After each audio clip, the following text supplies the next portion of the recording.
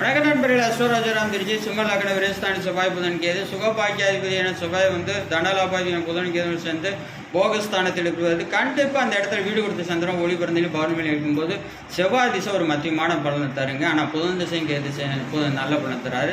ஏன்னா புதன் செவ்வாயிடம் தன்னுடைய வலிவை இழந்து விடுகிறது என்பதால் செவ்வாய் திசையும் ஒரு மத்தியமான பலன் தான் தரும். வெளியூர் வெளிநாட்டு நம்ம பாரதேசான சின்ன சின்ன ஹெல்த் தாய்க்கும் தாப்பினாருக்கும் தாய்க்கு தாப்பினார் சுற்றி சின்ன சின்ன பிரச்சனை. ஆனால் பெரிய அளவு எது எல்லை மீறி போய்விடாது. வீடு கொடுத்த சந்திரன் ஒளிபருந்திய சந்திரனாக இருக்கும் பொழுது. ஆனால் புதன் திசை கெட்டது அதுக்கு விதிகளை குறிச்சுக்கிற மாதிரி பௌர்ணமி சந்திரன் பரிசு மாதிரி 3 திசை மற்ற விமான பலன்களை கொடுக்கும். நல்ல பலன்களையும் கெட்டு பலன் சற்று கலந்து கொடுக்குங்க 3 திசை. ஏன்னா 6ஆம் இடத்து பலனையும் 6ஆம் இடத்து வேலையை கொடுக்கும். ஆனால் நோய் நொடி இருக்கும். ஒன்று இருந்தால் ஒன்று இருக்காது. அடுத்து லக்னாதிபதி சூரியன் வளர்த்துருக்கிறேன். சும்மா அது 2024 அப்புறமா 2026 சட்டசபை தேர்தல் முதல்வர் யூடியூப்ல போய் தமிழ் எடுப்பின் செல் அஸ்டோராஜ் வீடு 2022 விதிமதிக சாதகமாக இருப்பதா அவரே சிஎம்